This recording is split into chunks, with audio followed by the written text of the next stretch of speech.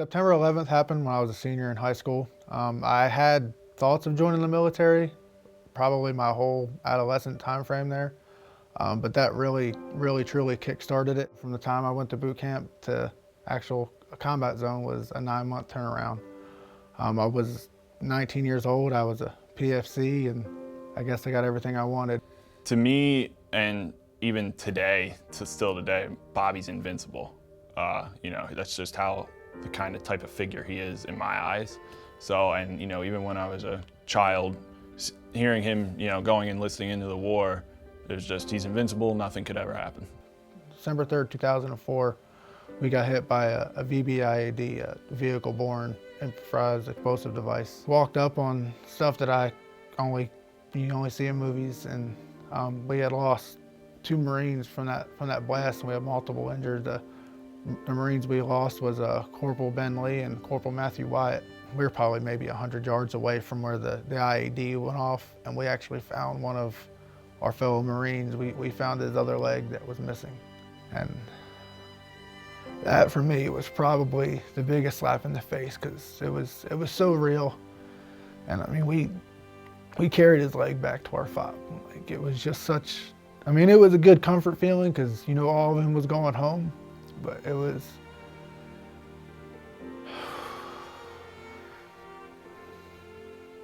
it's just, that's when reality set in. Came home from Iraq in March of 2005. In between all that, we were actually driving home to Pennsylvania. We'd stopped at a gas station in Washington, D.C., and just stand there, just pumping gas, things I've done thousands of times before. And while we're standing there, I started getting the smell of diesel fuel, and that's the first time I'd smelled that same exact smell since I was in Iraq. And it instantly, I had started having memories and flashbacks of, just role-playing pretty much my whole deployment in my head that quick. He just got this look on his face, kind of like this blank stare, and I asked him what was wrong, and then next thing I know, he started yelling at me to get in the car. I lost control in the parking lot and was screaming at everybody to get out of here, get out of here as quick as you can, go somewhere else but there. I felt if I didn't get out of that situation, I was going to die. In December of 2007, I decided to get out of the Marines. It was just like going back to what other people would call a normal life, but it was abnormal for us. Even though I was working and I felt successful professionally, I still felt, you're working at a distribution center.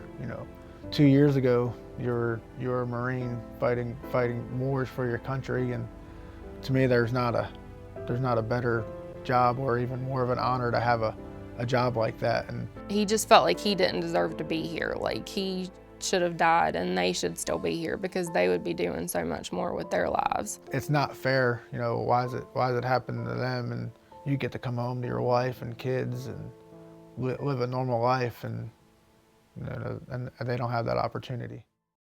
I knew stuff was wrong emotionally. I couldn't stand to see pictures of guys I served with in Iraq, the ones that we had lost. Memorial Days up through my accident, I was very, very emotional. I could almost uncontrollably, I'd see something and just start crying. In May of 2013, he was calling me almost every day. And then, I got into the habit of calling him every day. Hey, how you doing today? And he was having some bad days.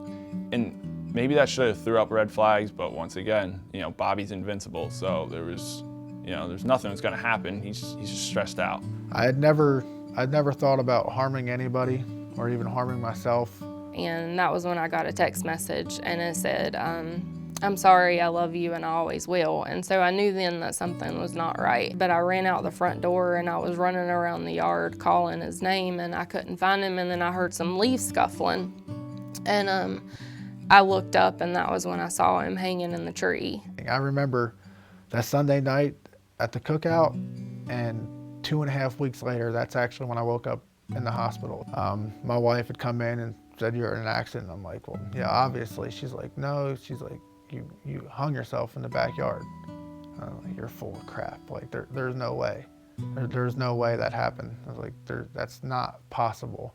I looked in the mirror and I could see the mark across my neck where I had wrapped the extension cord around my throat and jumped from a tree. For me, when I had realized what happened, it was personally, I guess it was the selfishness of me of how much I let myself down. Like, that is the most unbelievable feeling, just trying to process what happened, that I actually tried to kill myself, because in my right mind of what I think is right, even I can tell you my entire 29 years before that, I never thought of killing myself or hurting anybody else outside of war. I met Sam Deeds first time at Bowman Gray Stadium here in Winston-Salem in 2010.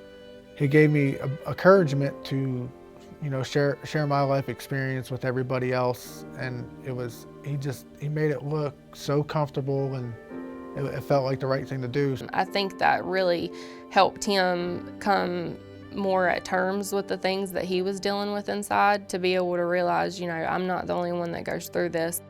What the Armed Forces Foundation has done for me is given me a platform to share my experience with other veterans, to get the word out. People think, veterans with PTSD are alcoholics, or they have a drug addiction.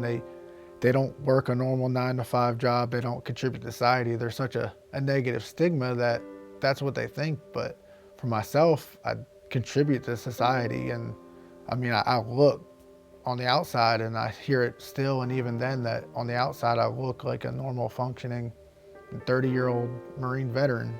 And no one realizes that what PTSD really truly does to you. PTSD and the effects of TBI, traumatic brain injuries, affect everyone differently. Sometimes it's immediate responses to the traumatic event that happened, and sometimes that it's something that just manifests itself over years at a time. Like in the instance of Bobby, his suicide attempt wasn't until years and years after the traumatic event. PTSD does not pick and choose who it affects, whether you have emotional scars or physical scars. It does not pick and choose. There is no situation too big or too small that they will not help you with. So I encourage you to reach out to the Armed Forces Foundation. They will help you out in any way imaginable with any situation that you have. If you or someone you know is suffering from the effects of PTSD or TBI, don't be afraid to ask for help. The Armed Forces Foundation is there for your support.